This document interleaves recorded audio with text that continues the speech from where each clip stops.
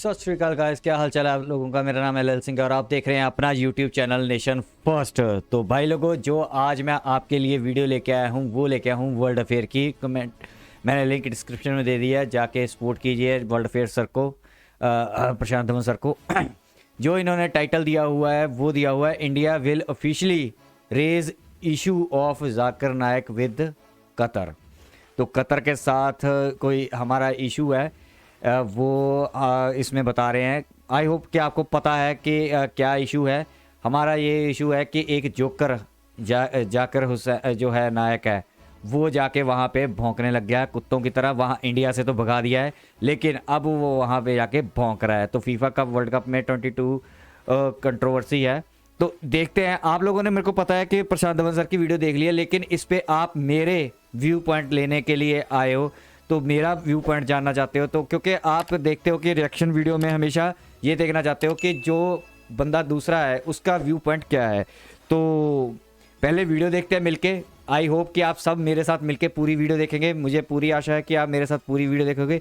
तो पहले वीडियो देखते हैं, वीडियो के एंड में करेंगे तबसरा। हो सकता है कि मैं बीच में पॉज करके भी इस पर बात करूं। तो वीडियो पूरी देखना भाई लोगों, आपका साथ मुझे चाहिए, इसलिए मैं हमेशा आपको बोलता हूं कि पूरी वीडियो देखिए। चलिए पहले वीडियो देखते हैं। Let's start the video.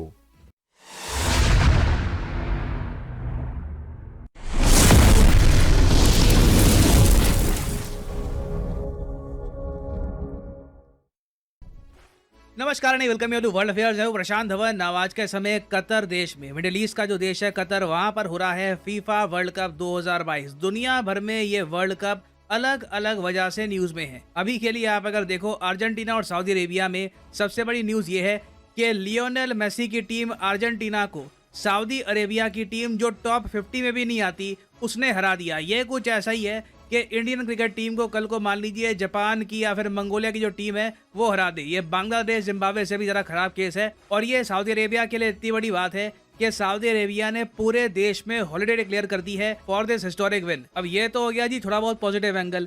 Negative angle भी है। दुनिया भर में बहुत सारे लोग हैं जो इंटरनेट पर और जगह कह रहे हैं कि कतर के फीफा वर्ल्ड कप को बिल्कुल बॉयकॉट करना चाहिए। पहला रीजन तो ये है कि स्लेव लेबर पर बनाए गए हैं ये सारे स्टेडियम, जो भी ये कतर के शहर हैं ये स्लेव लेबर पर बिल्ड हैं। 2011 से लेकर 2020 तक एस्टिमेटेड 6500 मजदूरों की मौत हुई है। कतर के शहर इनके स्टेडियम बनाते क्योंकि वर्कर्स के लिए कंडीशंस यहाँ पर बहुत ज़्यादा ख़राब थी। और जो वर्कर्स की डेथ हुई है यहाँ पे आप देख पाओगे सबसे ज़्यादा भारतीय मरे हैं। 2700 से ज़्यादा भारतीय वर्कर्स मारे गए, नेपाली वर्कर्स मारे गए, बांग्लादेशी, पाकिस्तानी, श्रीलंकन, बेसिकली आप कह लीजिए पूरे साउथ एशिया ने अपना खून बहाकर, अपना पसीना बहाकर ये वर्ल्ड कप खड़ा किया है कतर का। और मुझे सबसे अजीब बात ये लगती है कि साउथ एशिया में ये सब होने के बावजूद भी कोई भी देश कतर के वर्ल्ड कप को बॉयकॉट नहीं कर रहा। मगर जर्मनी, फ्रांस में लोग इतने अवेयर हैं, उनमें इतनी आप कह लीजिए सेंसिटिविटी है कि वो लोग कह रहे हैं कि स्लेव लेबर पर बना हुआ ये वर्ल्ड कप हम नहीं देखेंगे। जर्मनी में बहुत सारे बार, जो by the way world cup में खूब कमाते हैं, इनकी कमाई का टाइम है ये अपना बार ओपन कर लेते हैं, लोग आते हैं, एंजॉय करते हैं, वर्ल्ड कप देखते हैं, भीड़ इकट्ठी हो जाती है। इन बार ओनर्स ने कहा है जर्मनी, फ्रांस में कि ये लोग बॉयकॉट कर देंगे कतर वर्ल्ड कप को। अब इस स्टांस को हमें जेन्युइनली अप्रिशिएट करना होगा। खून पसीना बहा हमारा है, इशू हमारा रेस कर रहे हैं ये लोग। मगर यहाँ पे मैं ऐड कर, चलिए इस पे भी बात कर लेते हैं थोड़ी सी। देखिए भाई लोग, हम बहुत एक दूसरे को कहते रहते हैं हम इंडिया को बहुत प्यार करते हैं, हम इंडियन लोगों को बहुत प्यार करते हैं।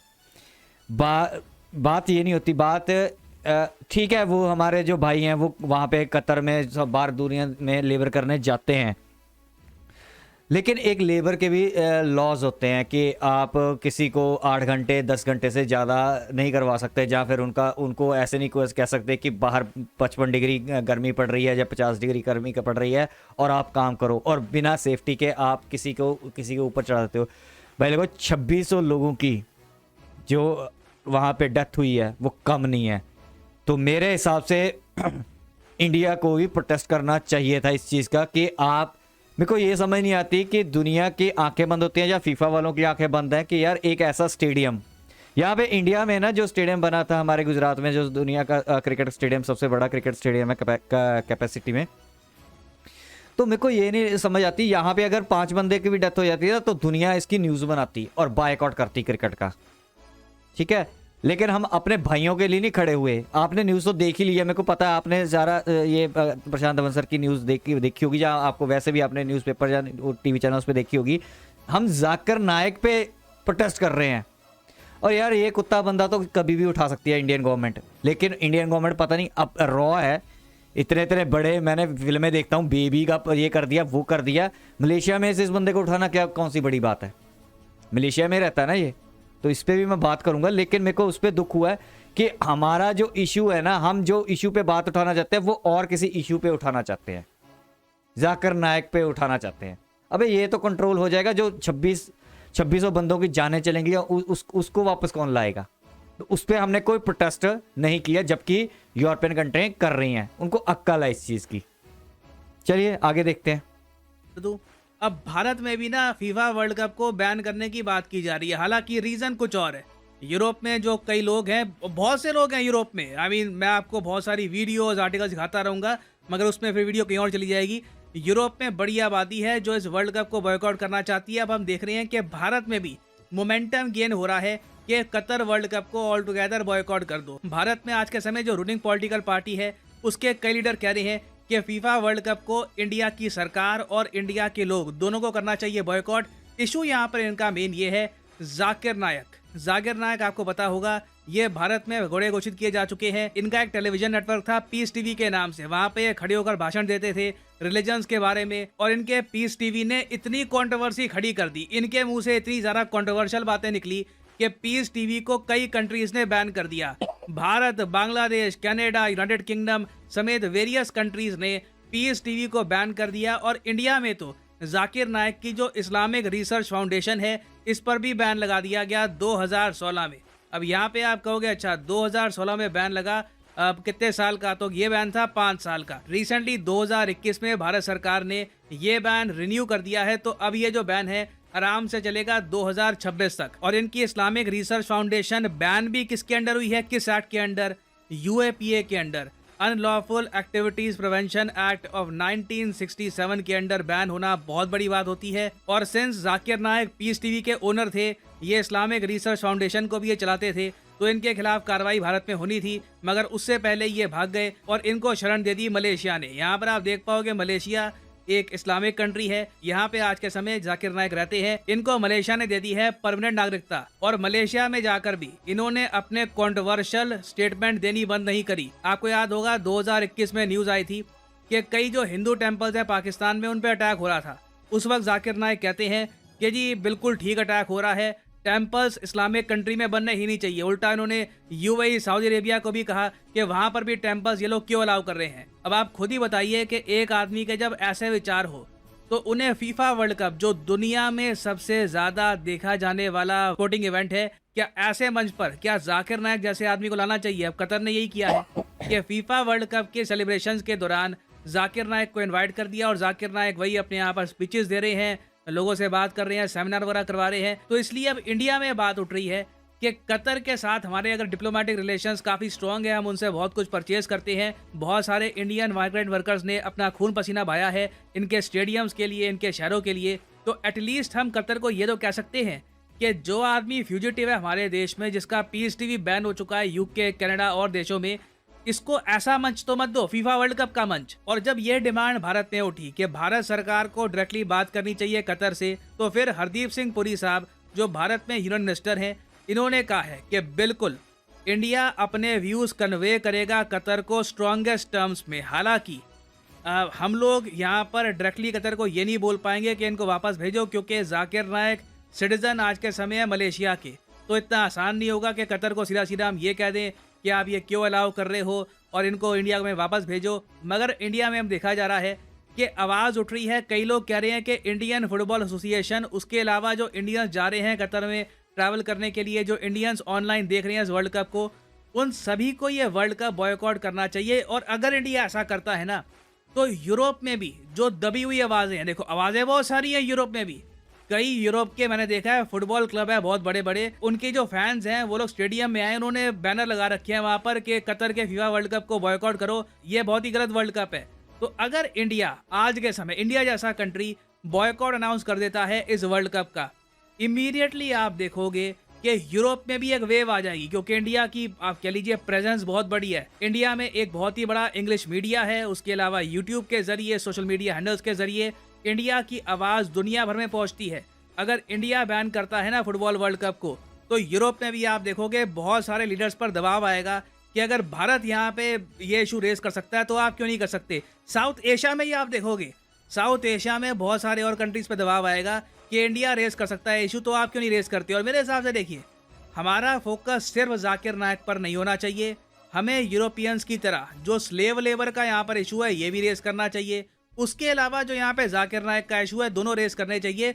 उससे एक बहुत ही ज़्यादा स्ट्रॉन्ग नैरेटिव बनेगा भारत का। और उसके अलावा हमको ये बात भी भूलनी नहीं चाहिए कि जाकिर नायक खुद काफ़ी बार सोशल मीडिया पे वीडियो के सामने मतलब ऑन रिकॉर्ड ये कह चुके हैं कि इनके हिसाब से फुटबॉल हाईएस्ट प्रोफेशनल लेवल पर खेलना, मतलब कि मज़े के लिए नहीं, कैजुअली नहीं, एज ए प्रोफेशन फुटबॉल खेलना ये मानते हैं कि कुछ हद तक हराम ही है। और इसको लेकर इनकी एक वीडियो भी है जो आज के समय सोशल मीडिया पे काफ़ी पॉपुलर हो गई है। वो वीडियो मैं चलाना चाहता नहीं हूँ, मैं इनकी कोई भी वीडियो चलाना नहीं चाहता, तो I am not going to play that. मगर अपने आप में आप देख लीजिए कितनी अजीब बात है कि जो आदमी एक बार को फुटबॉल के बारे में आलोचना कर चुका है उसको ही फीफा वर्ल्ड कप में बुलाया जा रहा है। ना यहाँ पे मैं आपसे पूछना चाहूँगा कि आपके हिसाब से क्या भारत को ये वर्ल्ड कप बॉयकॉट करना चाहिए, या फिर आप मानते हैं कि नहीं, कतर इकोनॉमिकली बहुत इंपॉर्टेंट है, उसके अलावा इस वर्ल्ड कप में बाकी जो मिडिल ईस्ट की कंट्री हैं, सऊदी अरेबिया, यूएई, ये सभी इन्वेस्टेड हैं।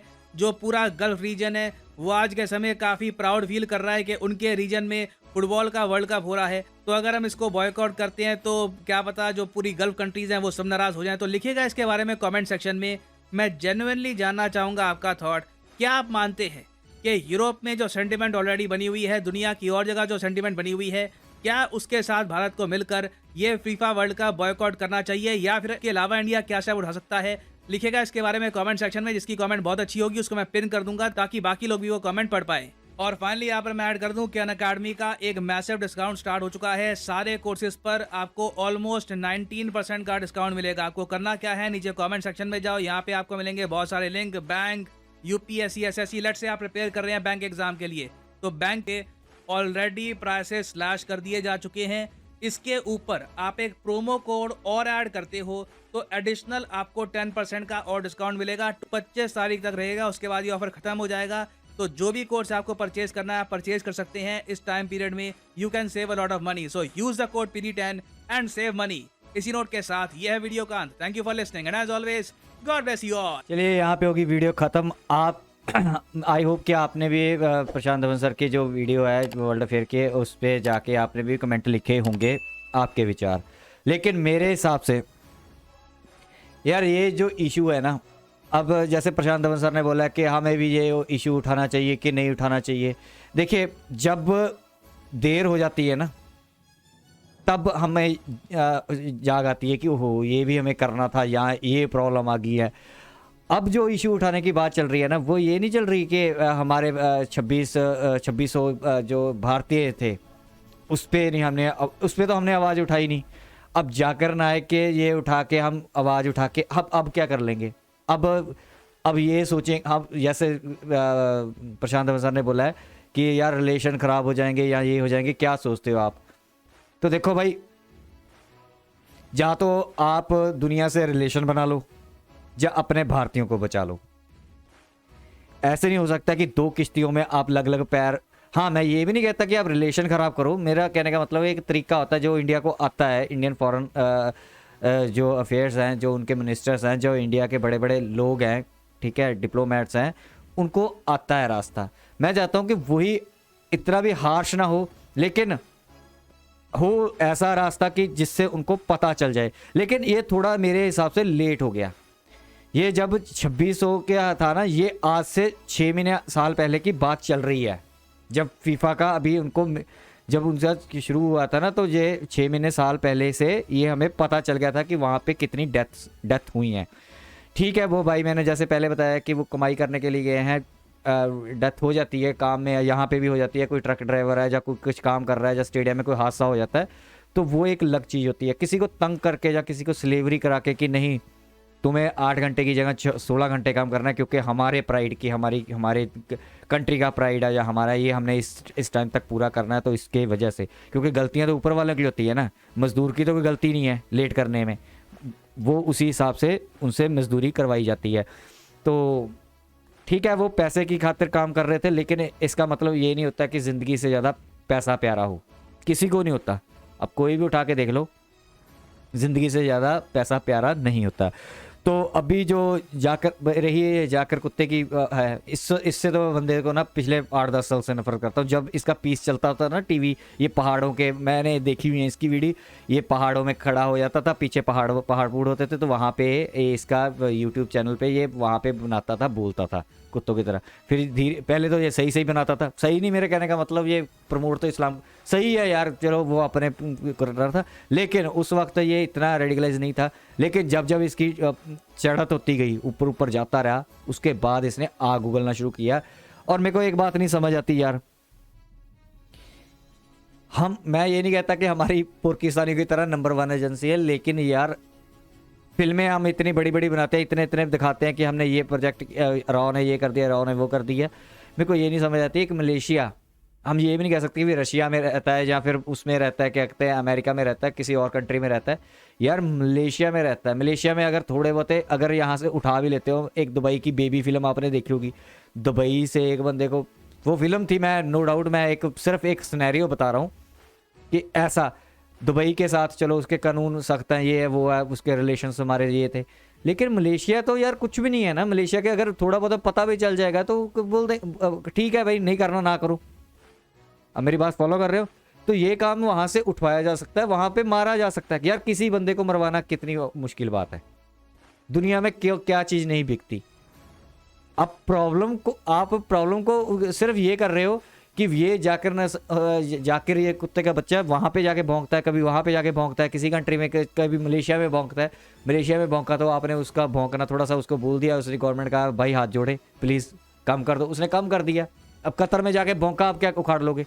ऐसे वो एक बार फिर भौंक लेगा मलेशिया में, मलेशिया की सरकार को हम बोल देंगे, वो फिर बोल देगा यार हम जो भौंका गया, जो एक बारी जुबान से जो शब्द निकल जाता है वो तीर की तरह होता है, वो वापस कमान में नहीं आता, वो निकल गया तो निकल गया, समझे? जब आप आज मॉडर्न डे का ले लो, आज अगर गोली चलती है तो उसका खोखा जो बच जाता है ना गोली तो निकल गई, जो उसने जुबान से बोल दिया वो तो निकल गया। अब उस खोखे को पकड़ के बस चिल्लाते रहो, ये हम इंडिया वाले, ये गवर्नमेंट, हम जहाँ इंडिया वाले हम यही कर सकते हैं। मेरा तो मोटिव ये था कि जो यूरोपियन कंट्री कर रही हैं उनका साथ देना चाहिए था हमें भी, ठीक है, चाहे हल्की आवाज में देते तो सही। अब जाकर वाली आवाज उठा के उसको भी प्रायोरिटी पहले रखा जा रहा है यार। इस जो अब जाकिर नायक का जो आवाज बोल दिया उसने वहां पे, ठीक है, अब वो गोली निकल गई, अब खोखा लेके उसको उछलते रहो, उससे क्या फर्क पड़ेगा कतर को? कतर बोलेगा ठीक है जी हम इसको वापस भेजते हैं, काम हो गया ना उसका, उसने जो करना था वो करके निकल गया। अब लेके खोखे को, गोली के पिछले खोल को लेके घूमते रहो दुनिया में, क्या फर्क पड़ेगा भाई? जो गोली बनी है ना जहाँ पे गोली ये चल रही है, उस पिस्टल को ही नेसो नाबूद करना चाहिए, उसको ही ख़त्म करो अगर दम है। मैं तो इंडिया की जो एजेंसीज हैं उनको बोलूँगा, अगर दम है ना तो इसको ख़त्म कर दो, मलेशिया में ही ख़त्म कर दो, ठीक है, इंडिया लाने की भी ज़रूरत नहीं है, वहाँ पे ही मार मुका दो, इसको ख़त्म करो। कहानी ना बजेगा बांस, ना रहेगी बांस, ना बजेगी बांसुरी, ठीक है। तो ये काम है करना, बाकी आप लोगों की या अब देखो क्या डिप्लोमेटिक, मेरे हिसाब से तो यही जवाब, खोखे, अब तो खोखे खड़काने का ही है, खोखा उठा के बस उसको घुमाते रहो, कतर को कह दो, उसको कह दो, उसको कह दो, किसी को कोई फ़र्क नहीं पड़ता दुनिया में, ठीक है। चलिए यहाँ तक थी मेरे व्यूज़ थे, मेरे इस पर बोलना था मैंने। आई होप कि आपको अच्छा लगा होगा मेरे विचार, क्योंकि मैं यही कहता हूँ कि जिस जगह से जड़ को ही मिटा देना चाहिए, ठीक है। ये ऐसे खोखे लेके बाहर घूमते रहोगे तो किसी ने कोई फ़र्क नहीं पड़ता। हाँ, मेरे भाइयों का भाई जो 2600 भाई हमारे इंडियन भाई जो चले गए हैं, बाकियों को मेरे को कोई अफसोस नहीं है, ठीक है, लेकिन मेरे 2600 भाई जो चले गए उससे दिल से दर्द होता है, ठीक है। हमारे इंडियंस साला किसी का कतर का स्टेडियम बनाते हुए ठीक है, उसकी प्राइड की खातर अपनी दे दी, और इंडिया ने उस पर थोड़ा सा भी नहीं बोला कि यार तुम लोगों ने ये क्या कर दिया। आई डोंट नो कि उन्होंने कोई मुआवजा वगैरह यहाँ इंडिया ने उन लोगों को भेजा होगा। यार मुआवजे की बात ही नहीं है, मैं तो सलाह जो लाइफ है ना, मैं उसको कंपेयर ही नहीं कर सकता, आप पैसों से तोल ही नहीं सकते लाइफ को। लाइफ जो होती है ना, ये बियॉन्ड बियॉन्ड मनी है। पैसा ना भी हो, जीरो भी हो आपको, लेकिन लाइफ सबसे ज़्यादा ज़रूरी है। लाइफ चलेगी तो वापस नहीं आती, पैसा तो फिर भी वापस आ जाता है।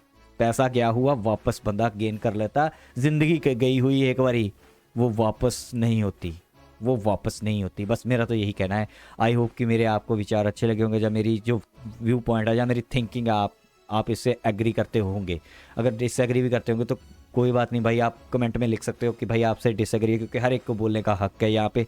मैं किसी के हक को नहीं कहता कि ना बोलो, लेकिन अपने दायरे में रह के बोलना चाहिए, अपनी कंट्री को आगे ध्यान रख के बोलना चाहिए। तो यहाँ तक की वीडियो प्लीज़ लाइक करो, सब्सक्राइब करो, शेयर करो, कमेंट करो, और सब्सक्राइब जरूर कर देना भाई। सब्सक्राइब करके सोल्जर बन जाओ, ताकि हम इस इन्फॉर्मेशन वॉरफेयर में आगे बढ़ सकें। और जो इन्फॉर्मेटिव वीडियोज़ है ऐसी जो आपको आँखें खोलने वाली हैं, या अपने देश के लिए हम देश को जुट कर सकते हैं, वो वीडियो मैं आपके लिए लाता हूँ। और पोर्किस्तानियों की हम बजाते रहें, ये हराम के पिल्ले हैं पोर्की, ठीक है। और ऐसे ही अनसरों से भी लड़ सकें ना, जो जाकिर नायक है, कुत्ते का पिल्ला, इस बंदे को भी हम इस बंदे के खिलाफ भी आवाज़ उठा सके। तो आवाज़ बनो मेरे साथ सब्सक्राइब करके। तो मिलेंगे नेक्स्ट वीडियो में, तब तक के लिए जय हिंद।